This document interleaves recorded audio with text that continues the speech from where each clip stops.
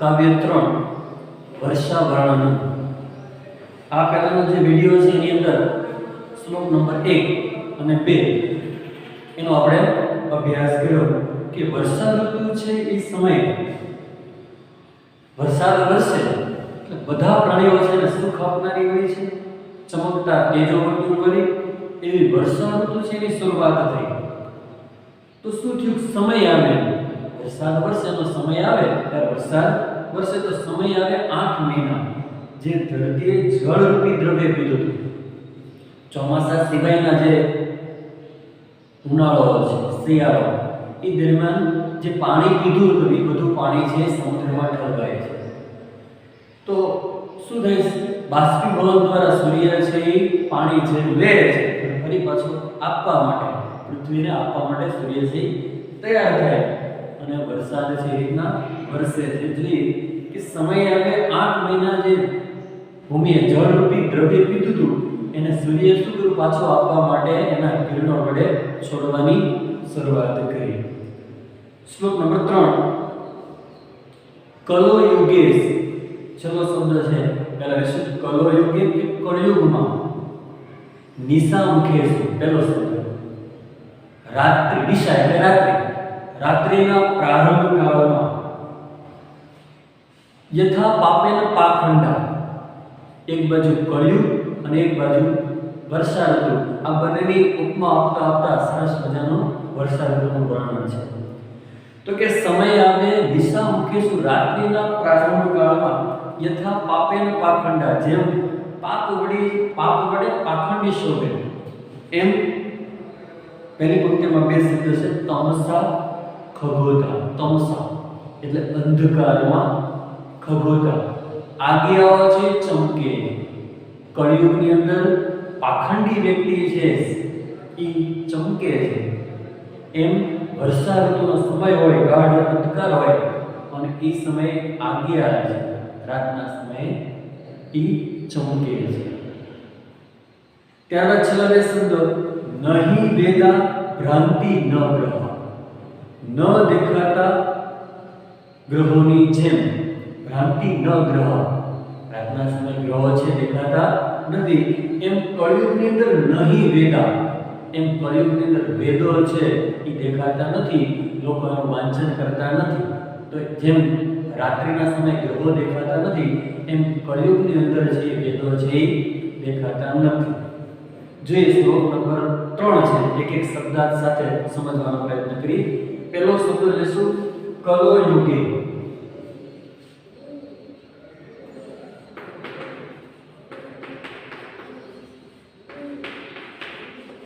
કલો યુગે કળિયુગમાં,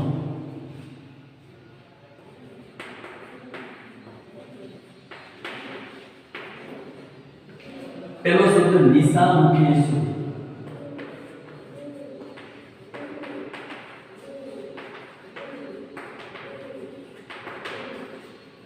રાત્રિના પ્રારંભ કાળ,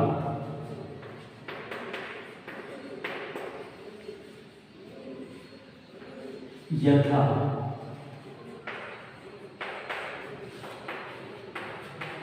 જેમ પાપેન પાખંડા,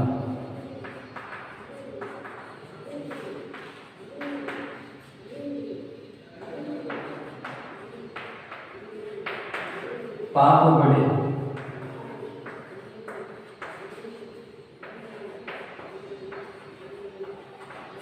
પાખંડી શોધે તેમ તમસા અંધકારમાં,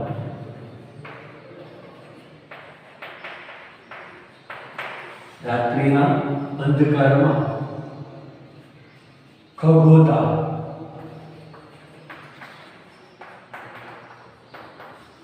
આજ્ઞાઓ,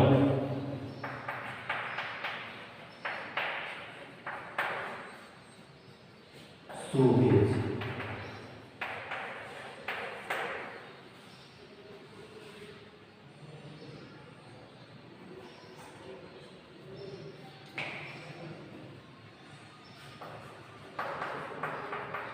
ભ્રાંતિ શોભે છે। ન ગ્રહ,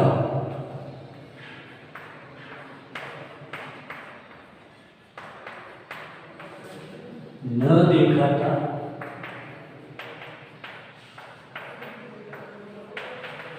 ગ્રહોની જેમ, નહીં વેદા,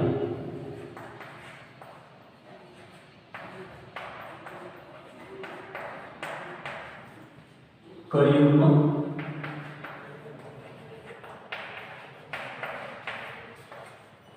વેદો દેખાતા નથી.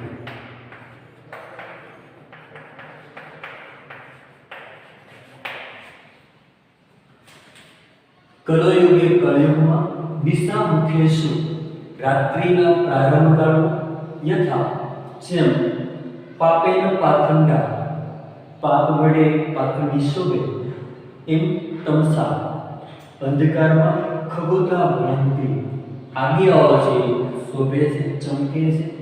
ન ગ્રહ વરસાદનું વાતાવરણ હોય અને જેમ આકાશમાં ગ્રહો દેખાય નહીં અને ચારે બાજુ અંધકાર હોય એમ કળિયુગની અંદર પણ નહીં વેદા, કળિયુગની અંદર પણ લોકો છે એ તામસિક પ્રકૃતિ હોવાના કારણે વેદો છે એનું અધ્યયન કરશે નહીં અને કળિયુગમાં વેદો છે એ દેખાતા નથી. શ્લોક નંબર 4 જોઈએ કે વર્ષા ઋતુમાં વરસાદ વરસે પછી ખેડૂતો છે એના ચહેરા ઉપર પ્રસન્નતા છવાઈ જાય છે. તો જોઈએ શ્લોક નંબર 4. ક્ષેત્રણી સસ્ય સંપત્તિ કર્ષકાણમ મૃદમ દદુહુ ધનીનામ, એ શબ્દમાં સંધિ સુધી પડશે, ધનીનામ ઉપતાપમ ચ દેવાદીનમ અજાનતમ. ક્ષેત્રાણી જે ખેતરો છે, સસ્યમ સંપત્તિ ધાન્યરૂપી સંપત્તિ છે, ખેતરો ધાન્યરૂપી સંપત્તિ વડે કર્ષકાણમ ખેડૂતો છે એને મૃદમ દદુ એને આનંદ આપવા લાગ્યા. ધનીનામ ઉપતાપમ ધનવાનોની ઉપતાપમ ઉષ્મા છે, ચ અને ખેડૂતો છે અજાનતમ પોતાનો જે પાક છે એ ન જાણતા હોય તેને દેવાધીનમ ભાગ્યના આધીન આપવા લાગ્યા. જોઈએ શ્લોક નંબર 4 એક એક શબ્દ સાથે.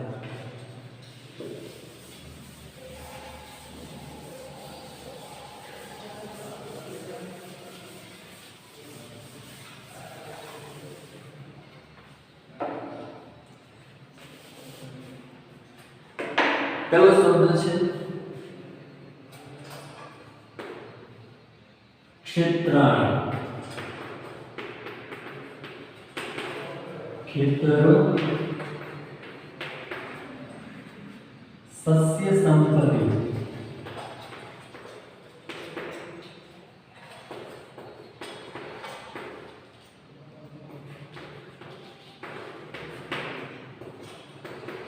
ધાન્ય રૂપી સંપત્તિ વડે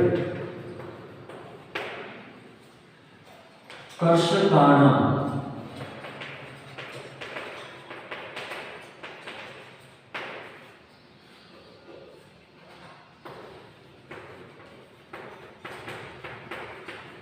ખેડૂતોને મૃદમ દદુ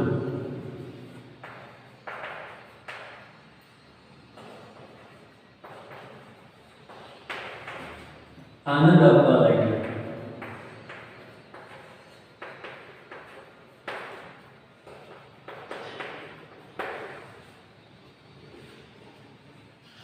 ધનીનામ ઉપતાપમ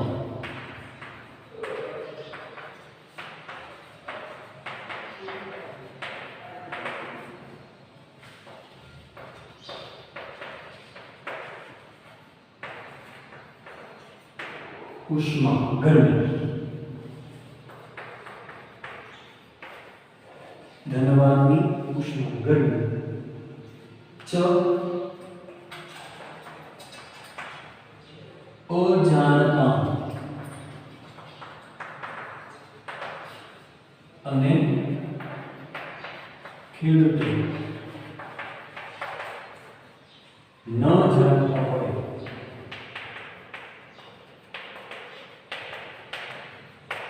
ન જાણતા હોય તેને દેવાદિના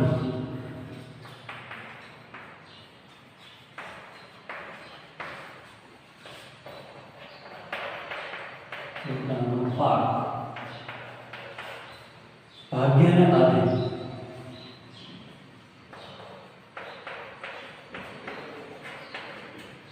આપવા લાગ્યા.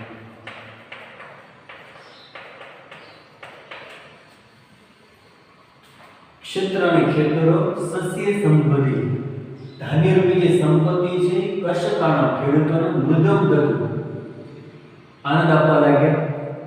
ધનીના મુક્તામાં ધનવાનોની જે ઉષ્મા છે અને અજાણતા ખેડૂતો છે જે જાણતા ન હોય એવા વેપારી છે અને દેવાદિનો પોતાનો જે મોલ છે વાત છે એ આપવા લાગ્યા. ત્યારબાદ પાંચમો શ્લોક જોઈએ, શ્લોક નંબર 5.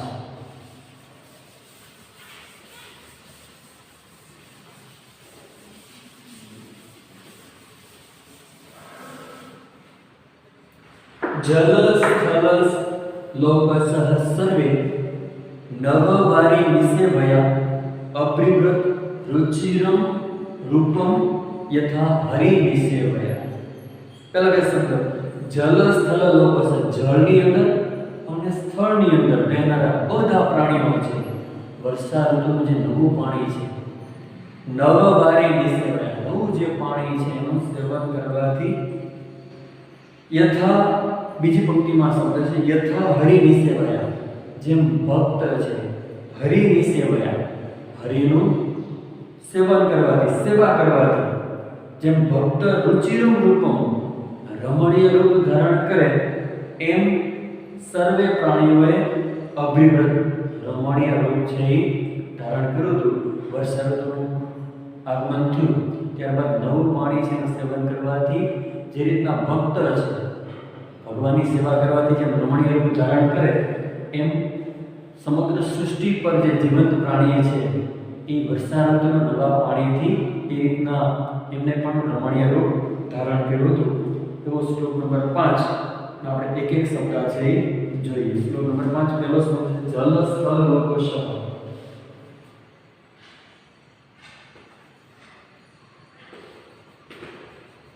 જલ સ્થળ લોકોશ. જળ અને સ્થળ ના સર્વે બધા પ્રાણી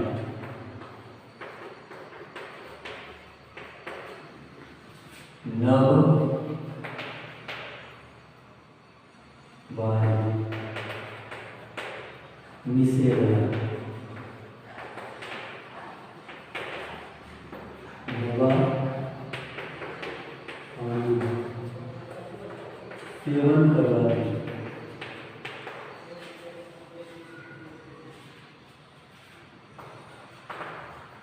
યથા હરિ નિસેવયા,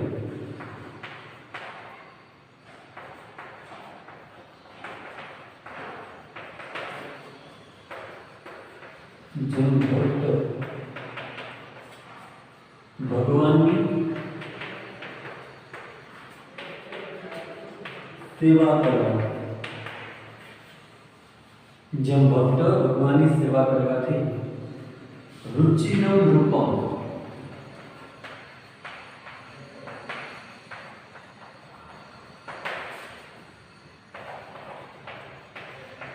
રમણીય રૂપ ધારણ કરે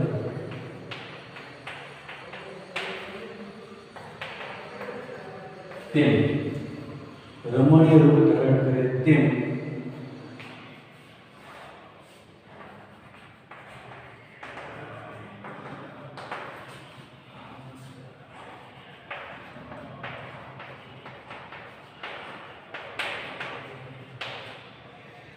બધા પ્રાણીઓએ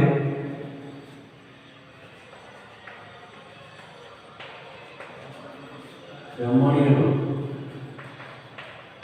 ધારણ કર્યું.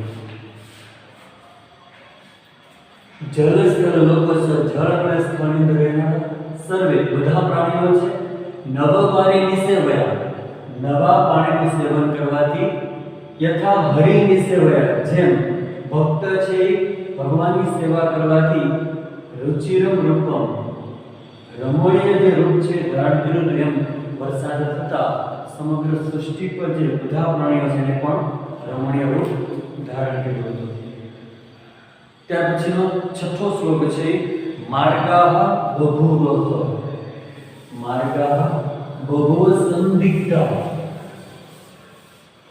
તૃણે છન્નાહિ असंस्कृता न अभ्यस्मानाः श्रुतय द्विजे कालहता इव.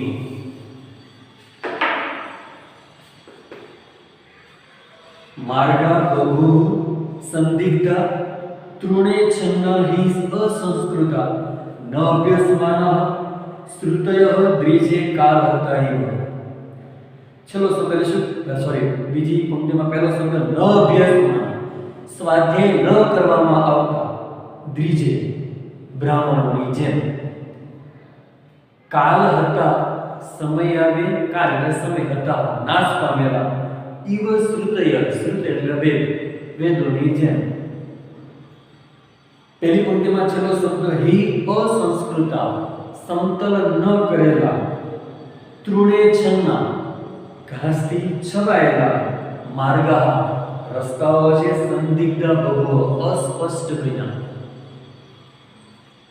જે રસ્તો હોય અને રસ્તાની અંદર જો એને વ્યવસ્થિત ચોખ્ખા કરવામાં ન આવે તો વર્ષા ઋતુના કારણે આજુબાજુમાં ઘાસ ઉગી નીકળે અને રસ્તાઓ છે સ્પષ્ટ આપણને દેખાતા નથી. એમ કળિયુગની અંદર પણ જે બ્રાહ્મણો છે એનો સ્વાધ્યાય છે એને અધ્યયન ન કર્યું એના કારણે જે વેદો છે એ પણ અસ્પષ્ટ બન્યા. ધીમે ધીમે વેદો છે એનું વાંચન છે એ ઘટતું ગયું અને એનું મહત્વ પણ ઘટતું ગયું. તો જોઈએ શ્લોક નંબર 6 પેલો શબ્દ ન અભ્યાસમાં,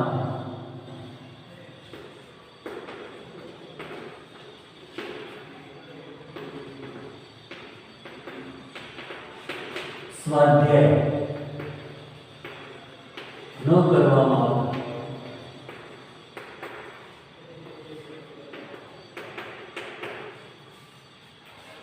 દ્વિજે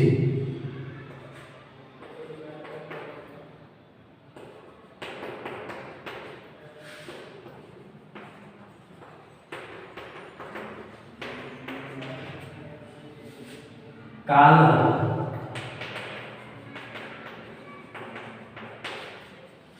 સમય અને નાશ પામેલો,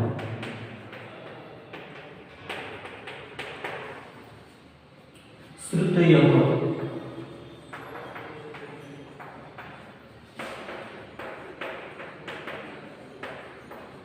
વેદોની જેમ, હિ અસંસ્કૃતા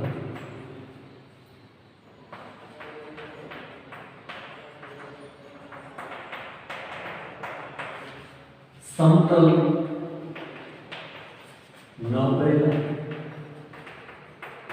સરખા ન કરેલા, તૃણે છન્ના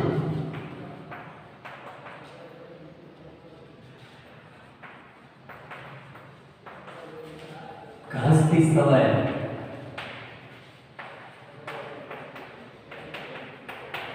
ઘાસથી સવાયેલા, માર્ગા રસ્તાઓ છે, સંદિગ્ધ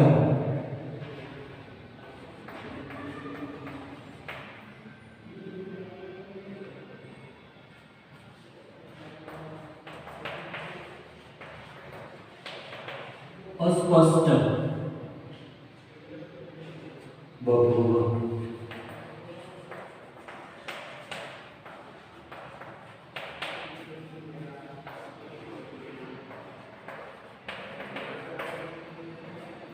અસ્પષ્ટ બન્યું. ફરી શ્લોક નંબર 6 જોઈએ ન અભ્યાસમાં, અભ્યાસ ન કરવામાં આવતા, સ્વાધ્યાય ન કરવામાં આવતા દ્વિજે બ્રાહ્મણોની જેમ,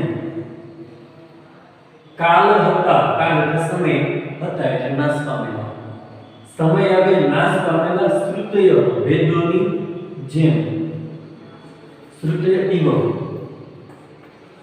એટલે છે વેદોની જેમ ઈ અસંસ્કૃત સમતલ ન કરેલા તૃણ એટલે ઘાસથી છવાયેલા માર્ગા રસ્તાઓ છે સંદિગ્ધા અસ્પષ્ટ એટલે કે ધૂંધળા છે, બધું ધૂંધળા બન્યા. આગળનો શ્લોક 7મો શ્લોક છે જી મેઘાગમો ઉત્સવાહ હસ્તા.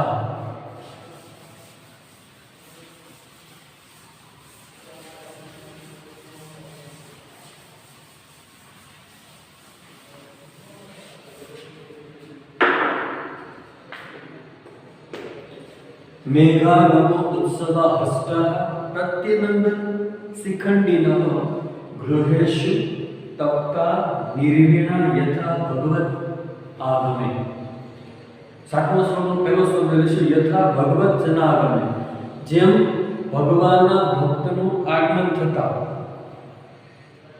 ગૃહેષુ તપ્તા નિર્વીણા એટલે થાકેલા, તપ્તા દુખી થયેલા, ગૃહેષુ જેમ ગૃહસ્થીઓ છે આનંદ અનુભવે એમ મેઘાગમ ઉત્સવ વાદળના આગમન ઉત્સવ માનનારા એવા શિખંડીન હસ્તા પ્રસન્ન થયેલા, શિખંડીન પ્રત્યનંદન જે મોર છે, શિખંડીન એટલે મોર છે એ પ્રત્યનંદન નાચી ઉઠ્યા.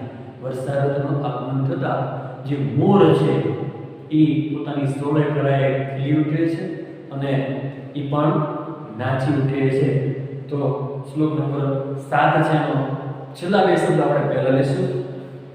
શ્લોક નંબર 7 પહેલો શબ્દ યથા છે, જેમ ભગવત જના આગમે.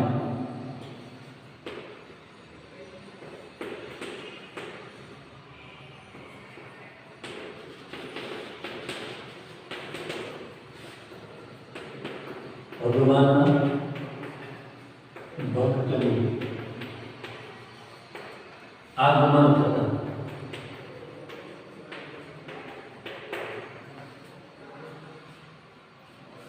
નિર્વીણા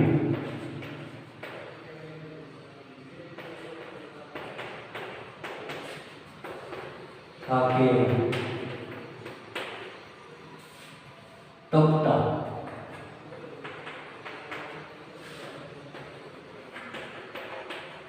દુઃખી થયેલા, ગૃહેષુ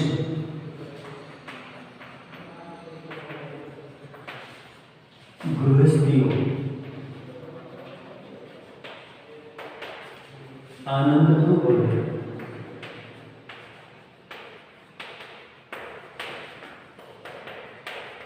તેમ આનંદ અનુભવે તેમ મેઘાગમોત્સવ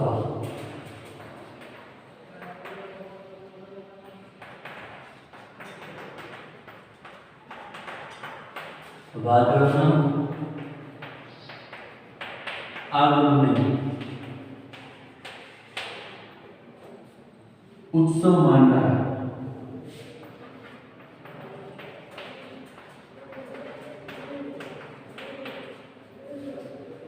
હસતા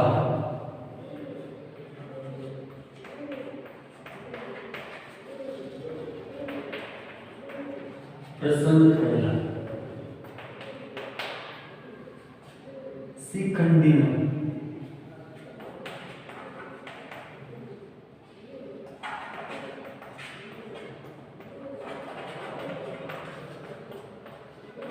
મોર પ્રત્યનંદન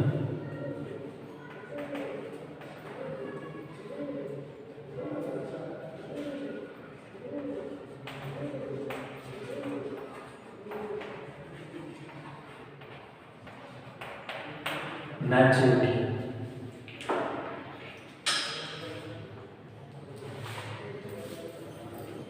સાતમો શ્લોક યથા જેમ ભગવતજના આગમે ભગવાનના ભક્તનું આગમન થાય અને ગૃહસ્થ વ્યક્તિઓ છે એની ગમે એટલી એની થાકેલો હોય, દુઃખ હોય તો એ ગૃહસ્થ જેમ આનંદ અનુભવે એમ એ સમયે વર્ષા ઋતુના સમયની અંદર વાદળો છે એના આગમનથી વાદળોના આગમનને ઉત્સવ માનનાર એવા હસતા પ્રસન્ન થયેલા શિખંડીનો મોર જે નાચી ઉઠી અને વર્ષા ઋતુનું આગમન છે એને નાચી અને પોતાની ખુશી વ્યક્ત કરે છે. તો આ રીતના કાવ્ય 3 છે એના 1 થી 7 શ્લોક છે. આપણે એ શબ્દ લખાયા આ રીતના સરસ મજાના ક્લોઝ ગેપની અંદર એક સાઈડ શબ્દ એક બાજુનું ગુજરાતી અને જેવો શ્લોક પૂરો થાય પછી તરત જ એનું સળંગ અનુવાદ લખવાનો અને 7 શ્લોકનો અનુવાદ લખાઈ જાય પછી કાવ્ય નંબર 3 એનો સ્વાધ્યાય લખવાનો છે.